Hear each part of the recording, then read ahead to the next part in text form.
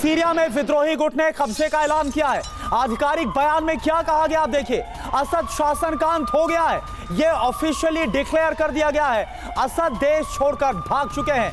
विद्रोही गुट ये बता रहे हैं सीरिया के लोगों से एकजुट रहने की अपील की गई है। सीरिया में अब किसी एक का वर्चस्व नहीं रहेगा।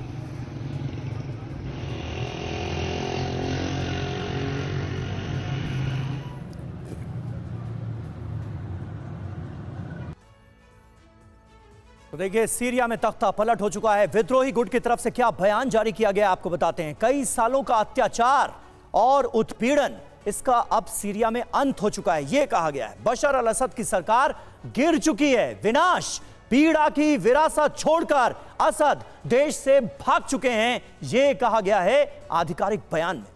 और देखिए, क्रांति और विपक्ष की ताकत से सीरिया पर नियंत्रण काबिज हुआ है, यह विद्रोहियों की तरफ से बोला गया। सीरिया की एकता और संप्रभुता की रक्षा करेंगे हर हाल में। सभी नागरिकों और उनकी संपत्ति की रक्षा करना यह मकसद है। शरणार्थियों और विस्थापितों को सुरक्षित घर लौटाया जाएगा। अपराध करने वाले सभी लोगों को कानून के हिसाब से जवाब देना होगा।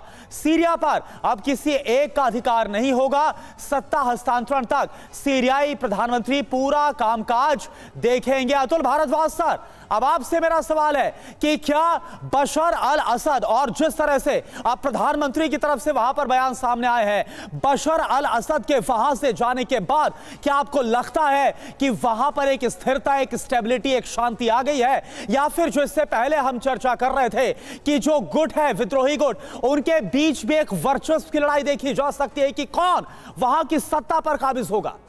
देखिए, ये तो अभी अनसर्टनिटी बनी रहेगी कुछ टाइम तक कि वहाँ पर रूल कौन करेगा, और वो जो शासन होगा, जो भी नया शासन आएगा, वो अमेरिका के करीब होगा, टर्की के करीब होगा। अब रशिया के करीब तो होगा नहीं, जो भी नया वहाँ पर शासक बनेगा। और अब अगर आप देखें तो ये लड़ाई में एक बहुत बड़ा मुद्दा जो देखें, वो असद जो है वो नवंबर 11 को वो सऊदी अरेबिया में थे। अब सऊदी अरेबिया में वो वहाँ थे, और ये कहा जा रहा है, कुछ रिपोर्ट्स हैं जो कहती हैं कि एक डील चल रही थी सऊदी अरेबिया और असद के बीच में, और उसने कहा था कि अगर आप अपना ये राज छोड़ देंगे तो हम ट्रंप के थ्रू, जैसे ही ट्रंप आएंगे तो हम सैंक्शंस हटा दी जाएंगी।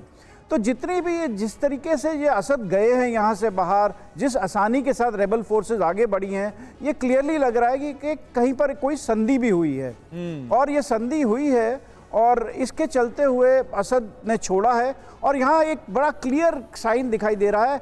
अमेरिकन फॉरेन पॉलिसी में जो डिवीजन है इस वक्त, वो एक बहुत बड़ा दिखाई दे रहा है। एक तरफ है बाइडन, जो अपनी ट्रेडिशनल पॉलिसीज़ को चलाते रहना चाहते हैं, और उन्होंने ये बयान अभी दोबारा भी दिया है। और दूसरी तरफ देखें तो सऊदी अरेबिया और बाकी सारे मुल्क ऑलरेडी ट्रंप की फॉरेन पॉलिसी को फॉलो कर रहे हैं और एक संधियाँ करा रहे हैं।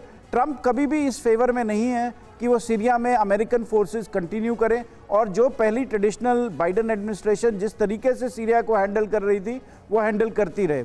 तो उसको भी देखते हुए उस इंटरनेशनल पॉलिटिक्स के पूरे फ्रेमवर्क में अगर आप इसको ढालेंगे, अमेरिकन पॉलिटिक्स के फ्रेमवर्क में डालेंगे, तो आपको चीज़ें थोड़ी थोड़ी क्लियर होती हुई नजर आएंगी कि ये शायद इतना बड़ा पुश वो नहीं था रेबल्स की तरफ से। ये एक संधि के तहत मैं देख रहा हूँ इसको। बिल्कुल बिल्कुल, ये बहुत इंपॉर्टेंट बात आपने कही है भारद्वाज साहब। और देखिए, अब जरा ये भी जान लेते हैं कि सीरिया में तख्ता पलट करने वाले विद्रोही गुट के नेता अबू मोहम्मद अल जौलानी आखिर हैं कौन, इनके बारे में जानिए।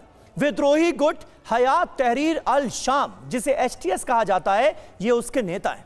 1981 में सऊदी अरब के रियाद में जन्म हुआ जौलानी का। पिता पेट्रोलियम इंजीनियर के तौर पर काम करते थे। 1989 में परिवार सीरिया लौटता है और दमिश्क के पास बस जाता है। 2003 में इराक पहुंचा। बगदादी का भी ये करीबी रहा है। जी हां, ISIS जैसे बर्बर आतंकी संगठन का जो मुखिया था बगदादी, उसका यह शख्स करीबी रहा है। बगदादी के कैंप में ट्रेनिंग के बाद यह दोबारा सीरिया पहुंचा। दुनिया भर से लड़ाकों को अपने कैंप में इसने शामिल किया। अमेरिका ने $1 करोड़ का इसके ऊपर इनाम रखा है। मोहम्मद अल जौलानी को अमेरिका ने टेररिस्ट घोषित किया हुआ है। $1 करोड़ का इनाम रखा है। और प्रोफेसर अमिताभ, आज इसी HTS को, इसी जौलानी को अमेरिका का फुल ऑन सपोर्ट विद्रोह के लिए सीरिया की धरती पर सीधे तौर पर नजर आता है। इसे कैसे देखा जाए?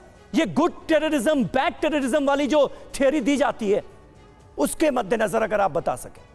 देखिए, अमेरिका हमेशा एक डुअल पॉलिटिक्स खेलता रहा है। हर बार गेम ऑफ वन अपमैनशिप इस पूरे रीजन में करता रहा है और खासकर दुनिया में तो करता ही रहा है। अगर आप इनकी हिस्ट्री को भी देखें तो इनके पिता, जो आपने बताया कि वो गोलान हाइट से आए थे, यानी इनका अभी भी सीरिया के उस गोलान हाइट के प्रति कुछ ना कुछ सिंपैथी होगा जो अभी इजराइल के कब्जे में है। यानी ये पूरी तरह से सीरिया के उस गोलान हाइट को छोड़ने के लिए तैयार नहीं होंगे। लेकिन अमेरिका का जो भी इस रीजन में पॉलिटिक्स है, देखिए अमेरिका एक बड़े क्लियर कट ऑब्जेक्टिव से काम करता है। उसका ऑब्जेक्टिव है कि उसकी ऑयल सप्लाई पूरे इस गल्फ रीजन से बदस्तूर जारी रहे।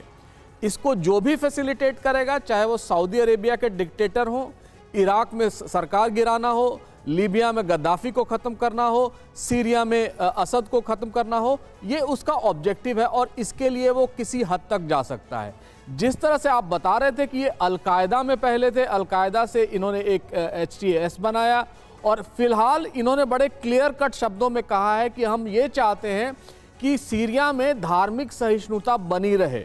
यानी एक अलकायदा का ऑपरेटिव ये कह रहा है कि यहाँ जो 15% क्रिश्चियंस हैं उनको भी हम बर्दाश्त करेंगे या एक सम्मानजनक पोजीशन देंगे। अमेरिका इसमें एक बहुत बड़ा क्रूशियल प्लेयर होगा। अमेरिका का सीधा ऑब्जेक्टिव है कि किसी भी तरह हिजबुल्लाह, ईरान और रशिया का जो नेक्सस था उसको खत्म किया जाए। चूंकि इजराइल को उसमें शांति होगी, आने वाले अगले 1 महीने में जब ट्रंप साहब वहां काबिज हो जाएंगे, उनके लिए एक क्लीन स्लेट मिलेगा कि देखिए हमने इसके पहले ही सारा शांति करा दिया था। प्रेसिडेंट ट्रंप ये कहेंगे कि अब कहीं कोई युद्ध नहीं चल रहा है, शांति है या शांति की तरफ हम बढ़ रहे हैं। लेकिन बाइडेन को भी इसका श्रेय मिलेगा कि उन्होंने असद को खत्म कर दिया। यानी डेमोक्रेटिक और रिपब्लिकन पार्टी की सारी पॉलिटिक्स इस समय वेस्ट एशिया और यूक्रेन रशिया वॉर में आपको देखने को मिलेगी। लेकिन यह भी सही है कि किसी न किसी तरह यहां शांति अमेरिका नहीं चाहता है। देखिए, कुर्दिस्तान जो नॉर्थ ईस्टर्न पार्ट है सीरिया का, वहां अभी भी 800-900 अमेरिकन ट्रूप्स हैं जो वहां के तेल खदान जो हैं या तेल के जो भंडार हैं उनको वो प्रोटेक्ट कर रहे हैं। यानी सीरिया में भी अमेरिकन प्रेजेंस है और वो कुर्दों को सपोर्ट कर रहे हैं और एक तरह से उन्होंने इंसुलेट कर दिया है सीरिया को उस पार्ट से, इराक से, जहां पर वो नेगोशिएट नहीं कर पाए। अगर आप मैप ध्यान से देखेंगे तो आप पाएंगे कि कुर्दों का वो इलाका जो टर्की के बॉर्डर पे है उससे वो अलग हैं। यानी ये एक पूरी तरह की खिचड़ी पक रही है। इस खिचड़ी में वायलेंस बहुत ज्यादा होगा। ऐसा नहीं है कि सीरिया के बशर असद जाने के बाद वहां के जो फोर्सेज हैं या उनके सपोर्टर्स हैं वो भी शांत बैठे रहेंगे। यानी अब 4 फोर्सेज में यहां लड़ाई होगी। एक कुर्दिस्तान है, एक जो टर्की सपोर्टेड लोग हैं, एक जो HTS है और जो असद के सपोर्टर्स हैं जो अभी शांत बैठे हैं। लेकिन ये 4 जो एक्टर्स हैं इस रीजन में, सीरिया में खास, यानी कुल मिलाकर शांति आने वाली नहीं है, और भी ज्यादा वायलेंस और भी ज्यादा हिंसा देखने को मिल सकती है।